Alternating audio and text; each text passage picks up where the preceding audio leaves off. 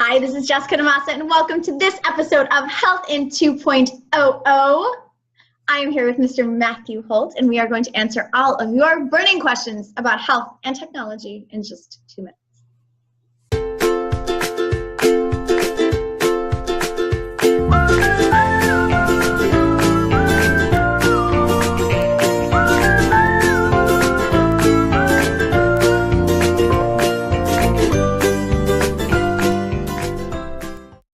Mr. Holt, do you have your timer ready? You need to follow up that brilliant performance from last episode. Brilliant? Brilliant. Brilliant. Ready? Sun-dazzled. All right, here we go. All right, American Well raises $260 million. What is going on in telehealth right now? What's going on is, I think it's going to be mainstream. I think the big provider groups and the big players like CVS's who've been dabbling in this are going to take it mainstream, and the players are lining up. Philips put in a bunch of this round, 290 million. Alliance, Minson Kim added a bit more. I think they're at 450 million or so. It's still nothing as much as what Teladoc's doing, which is now public and worth over a couple of billion, I believe. You're into Jason, but still, nonetheless, the big players, those two, MD Live and to some extent Doctors on Demand, are kind of clearing away from the pack. But there's a bunch of young, innovative companies coming around who will probably end up as part of those bigger guys as well soon. Oh, maybe Cloudbreak Health. We like them. All right. What about Lumeris and Cerner? Big deal there to eliminate inefficiencies in hospital system workflow. Are they? Is this it? Interoperability is over.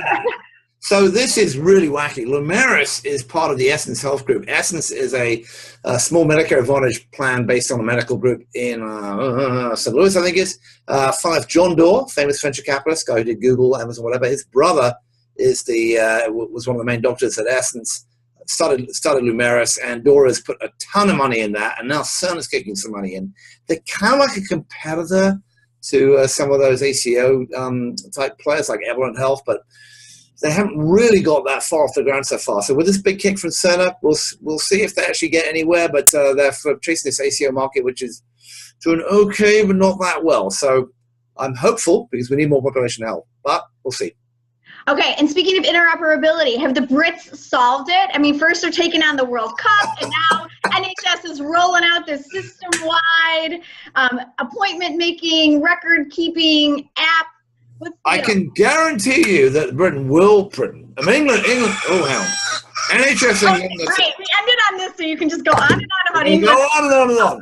Listen. Well, it has been very exciting to be an English one the last few days. Actually, the first time since 1990 we made it to the semi-finals, and at the same time, the government is falling apart. Right, Boris Johnson, the Foreign Secretary, is quitting because Brexit isn't hard enough for him, and there's all this insanity going on in the politics in the UK. The government may fall by the end of the next week because it's only on the Labour governments, not on the Conservative governments, that England wins the World Cup. Old joke from the Harold Wilson days. Okay, but the NHS is going to try to put together. I'm going to go back to the NHS, Britain's finest achievement, its own religion. NHS England has spent a ton of money doing various things over the years, trying to put together a digital health strategy, normally driving its leaders to Australia like Tim Kelsey. However, what's going on now is they're going to try and put one single app together in which everyone can get appointments and access to their records. And we'll see if it launches. It's going to launch at the end of the year. I think it has a semi-decent shot of working.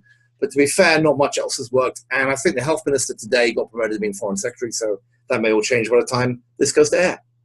Do you think that the football team has a better shot of winning the World Cup, or this?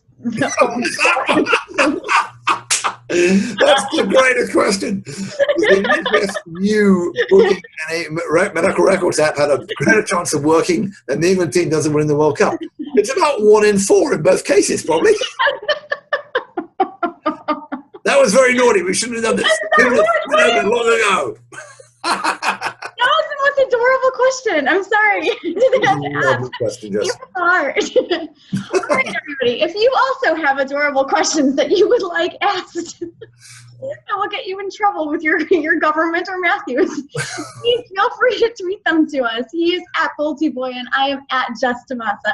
And if you enjoy these episodes, we would really appreciate your support. Please subscribe to our Twitter channel. You can search for us, Health in 2.00. It's the number 2, and then the O's at the end are zeros. But you can search for us there. You can always find us on the healthcare blog and subscribe to that as well. So thank you guys for your support. Matthew, we will see you soon. Best of luck. If our next episode. I'll talk to you on the far side of the semifinals. We'll see you then. I'm Jessica DaMassa. That's Matthew Holt. Thanks for watching this episode of Health in 2.00.